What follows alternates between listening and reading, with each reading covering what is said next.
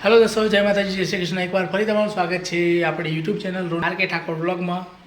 તો દોસ્તો, આજનો વિડીયો રહેશે આપણે લેપટોપ વિશે થોડું ટેકનિકલ વાતો કરીએ આજે. તો એકચ્યુઅલી આપણા લેપટોપમાં ડેટા ફૂલ થઈ ગયા છે અને આપણે ડેટાને કઈ રીતે એક્સટેન્ડ કરી શકીએ, મતલબ ડેટાને કઈ રીતે વધારી શકીએ આપણા લેપટોપમાં. એના વિશે આજે વિડીયો આપણે જોઈશું. વિડીયો સારો લાગે તો લાઇક, શેર અને સબસ્ક્રાઈબ કરી દેજો. દોસ્તો, આ છે આપણું આસુસનું ગેમિંગ લેપટોપ, આસુસ ટોપ ગેમિંગ A50. તો આપણે એને જોઈએ એક મિનિટ. તો દોસ્તો, આ છે આપણું આસુસનું ગેમિંગ લેપટોપ ટોપ ગેમિંગ A50. અને આમાં તમને દેખાડું તો આની અંદર છે, એક મિનિટ, તો આની અંદર છે 16 જીબીની રેમ અને હાર્ડ ડિસ્ક છે 512 જીબી. તો તમે જોઈ શકો છો ઓલમોસ્ટ 30 જીબી બાકી રહી છે હવે. અને સીમાં તો આપણે હવે જોવાનું નથી. તો આમાં છે 512 જીબી SSD છે, Gen 3ની SSD. હવે SSD આપણે નવી લેવા જઈએ 1 TBની તો અરાઉન્ડ તમને SSD લેવા જઈએ તો અરાઉન્ડ અને SSD Gen 3ની SSD 1 TBની 5000 ઉપર પડે આપણે, અને કોસ્ટલી પડે. તો આપણે SSD નવી ના લાવતા એનો કંઈક સોલ્યુશન વિચારી. તો એકચ્યુઅલી મારા જોડે સોનીનું જૂનું લેપટોપ પડ્યું છે જેના અંદર 1 TBની હાર્ડ ડિસ્ક છે, જૂના જમાનાની, મતલબ હાર્ડ ડિસ્ક છે, ચાલે. તો આપણે હાર્ડ ડિસ્કમાં ડેટા સ્ટોર કરવા માટે અત્યારે હાર્ડ ડિસ્કને આની સાથે કનેક્ટ ના કરી શકીએ કારણ કે એમાં SATA પોર્ટ આવે છે.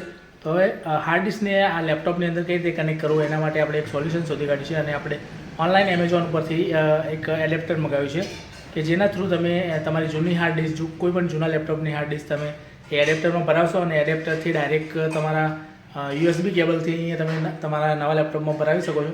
અને તમે એક્સટર્નલ હાર્ડ ડિસ્ક તરીકે એનો ઉપયોગ કરી શકો છો અને તમારા ડેટા સ્ટોર કરી શકો છો. તો તમારે નવી SSD લાવવાની જરૂર નહીં પડે અને તમે જૂનામાં તમારે કામ ચાલી જશે.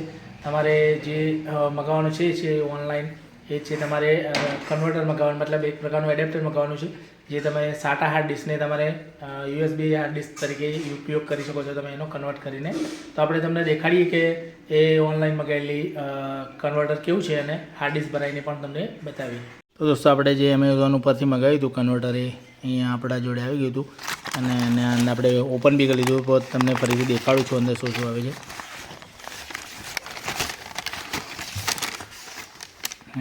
તો આપણે પાઈ બોક્સનું આજે મગાવ્યું છે કન્વર્ટર. એની અંદર એક મિનિટ તમને બતાવી દઉં બીજું શું છે. તો આ છે પાઈ બોક્સ ઇન્ડિયા અને આ છે એનું બિલ. અરાઉન્ડ 450 રૂપિયાનું છે. અલગ અલગ આવે છે, 200 રૂપિયાનું બી આવે છે. તો એની થોડી ક્વોલિટી સમજ્યા જેવી છે. આ થોડું સારું છે. આ જોઈ લો તમે, પાઈ બોક્સ ઇન્ડિયા 2.5 જે 2.5 HH હાર્ડ ડિસ્ક આવે છે એના માટેનું કન્વર્ટર છે. અને આની અંદર ઇન્સ્ટ્રક્શન બી છે. સપોઝ કે તમે હાર્ડ ડિસ્ક લગાવો છો અને એની અંદર નથી ઉપડતી, હાથ લેતા રહો હરપાલ, હાર્ડ ડિસ્ક લગાવવાને ના ઉપડે તો તમે આ રીતે ઇન્સ્ટ્રક્શન પ્રમાણે ફોલો કરી શકો છો. અને એ આપણી ફાઇનલ પ્રોડક્ટ છે એની આની અંદર છે. તો હા, ખોલો.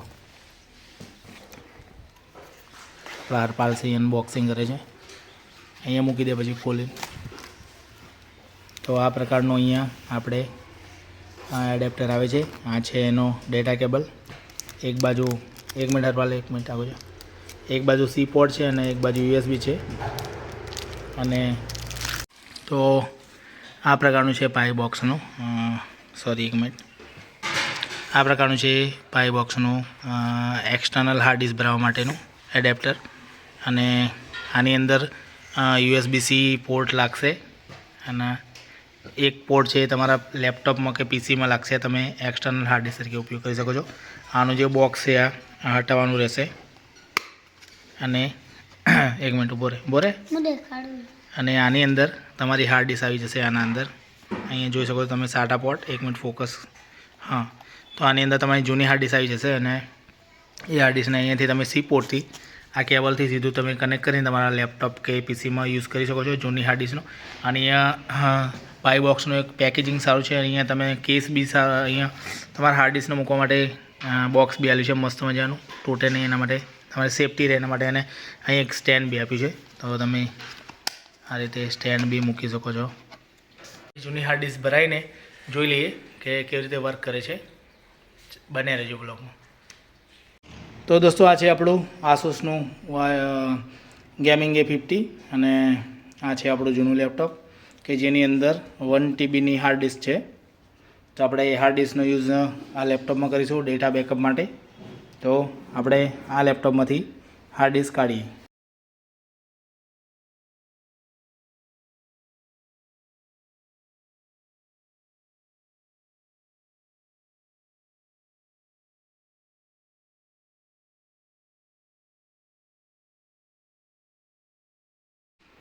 તો દોસ્તો આપણે હાર્ડ ડિસ્ક નીકાળી દીધી છે જૂના લેપટોપમાંથી, સોનીમાંથી 1 TBની હાર્ડ ડિસ્ક છે આ.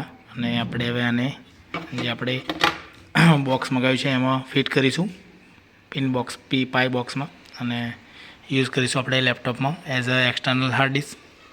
તો બસ આમાં આ જે છે હાર્ડ ડિસ્ક અને જે આ એનું ઉપરનું કવર છે એને હટાવવું પડશે, કારણ કે લેપટોપમાં ફિટ કરવા માટે કવર છે અને આપણે આની અંદર ફિટ કરવા માટે કવર દૂર કરવું પડશે. તો ફટાફટ કવર દૂર કરી દઈએ. તો આપણે એના કવરના સ્ક્રૂ નીકાળી દીધા છે પાછળના 4, તમે જોઈ શકો છો.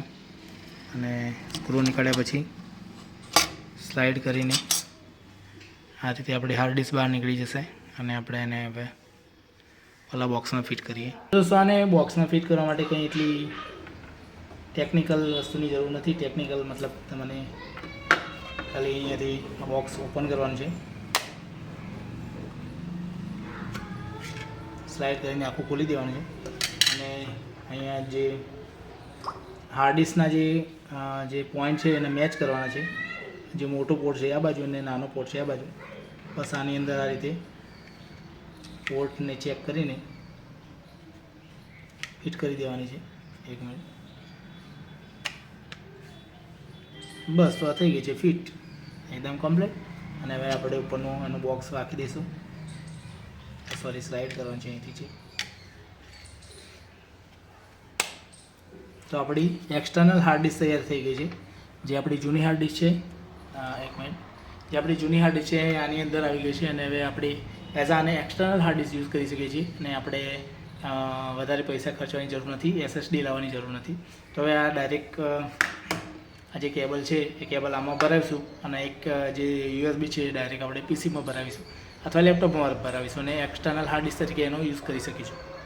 તો દોસ્તો અહીંયા આપણે આપણી હાર્ડ ડિસ્કને અહીંયા ભરાવી દીધી છે USB પોર્ટમાં. તમે જોઈ શકો છો સિમ્પલ કનેક્શન છે, કંઈ કરવાનું નથી. અને એનું સ્ટેન્ડ બી આપેલું છે કંપની તરફથી, તો આપણે સ્ટેન્ડ પર મૂકી દીધું છે. અને તમે જોઈ શકો છો કે 1 મિનિટ ફોકસ થઈ જાય. ઓકે, તો તમે જોઈ શકો છો અહીંયા આપણી હાર્ડ ડિસ્ક આવી ગઈ છે. 1 મિનિટ તમને થોડું નજીકથી દેખાડું.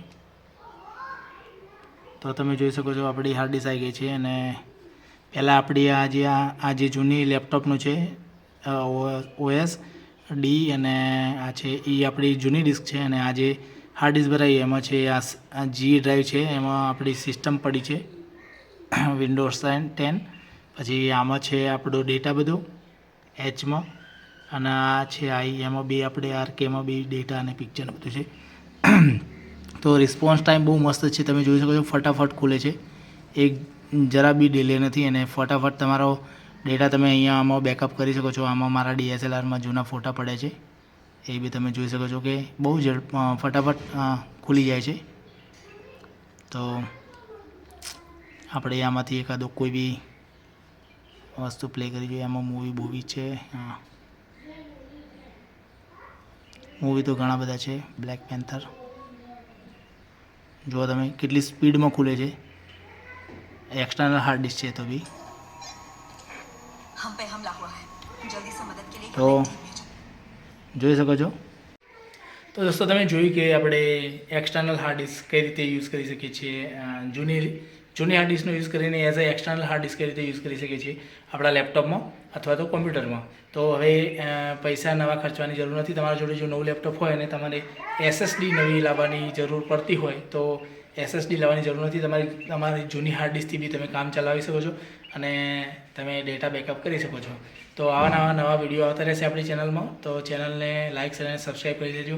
જય માતાજી.